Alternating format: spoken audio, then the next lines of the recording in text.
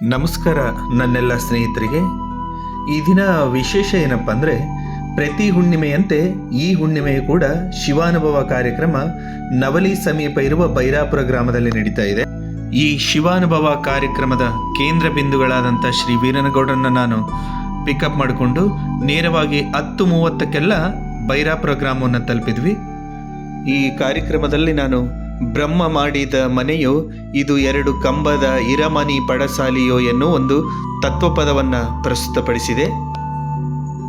ಈಶ್ವರ ಮಠದ ಅಧಿಪತಿಗಳಾಗಿರ್ತಕ್ಕಂಥ ಪೂಜ್ಯಗಳಾಗಿರ್ತಕ್ಕಂಥ ಶ್ರೀ ಪಾರ್ಥಿವ ಇವರು 101 ರೂಪಾಯಿಯನ್ನು ಈ ಹಾಡಿದ ಕಲಾವಿದರಿಗೆ ಬಹುದಾರಿ ಕೊಟ್ಟಿದ್ದಾರೆ. ಅವರು ಸ್ವೀಕಾರ ಮಾಡಕ್ಕಂತ ಅವರಲ್ಲಿ ನಾನು ವಿನಂತಿಸಿಕೊಳ್ತಾ ಇದ್ದೇನೆ.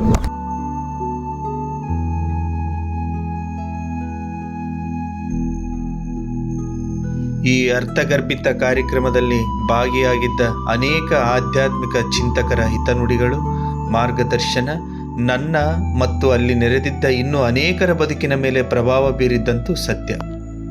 ಕಾರ್ಯಕ್ರಮ ಮುಗಿಸಿಕೊಂಡು ನೇರವಾಗಿ ನಾವೆಲ್ಲರೂ ಮಾತೋಶ್ರೀ ಪಾರ್ವತಿ ಅಮ್ಮನವರ ಆಹ್ವಾನದ ಮೇರೆಗೆ ಅವರ ಮಠಕ್ಕೆ ಭೇಟಿ ನೀಡಿದ್ವಿ. ತುಂಬ ಅದ್ಭುತವಾದಂಥ ಮಠ.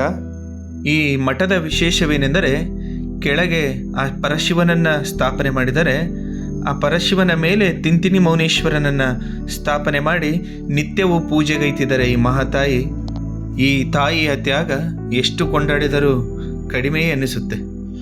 ನಂತರ ಪಾರ್ವತಿ ಅಮ್ಮನವರು ಮೊದಲ ಬಾರಿಗೆ ತಾವು ಅನುಷ್ಠಾನಗೈದಂತಹ ಪುಣ್ಯಸ್ಥಳಕ್ಕೆ ನಮ್ಮೆಲ್ಲರನ್ನ ಕರೆದೊಯ್ದು ತಾವು ನಡೆದು ಬಂದ ದಾರಿಯನ್ನು ಸಂಕ್ಷಿಪ್ತವಾಗಿ ವಿವರಿಸಿದರು. ಇನ್ನೇನು ಸಮಯವಾದ ಕಾರಣ ಮಾತೋಶ್ರೀ ಅಮ್ಮನವರು ನಮ್ಮನ್ನು ಒಲ್ಲದ ಮನಸ್ಸಿನಿಂದಲೇ ಬೀಳ್ಕೊಟ್ರು. ಈ ದಿನವನ್ನು ನಾವು ತುಂಬ ಅರ್ಥಪೂರ್ಣವಾಗಿ ಕಳೆದ್ವಿ. ಧನ್ಯವಾದಗಳು ವೀಕ್ಷಕ ಬಂಧುಗಳಿಗೆ. ಮತ್ತೆ ಮುಂದಿನ ವಿಡಿಯೋದಲ್ಲಿ ಸಿಗೋಣ. ನಮಸ್ಕಾರ.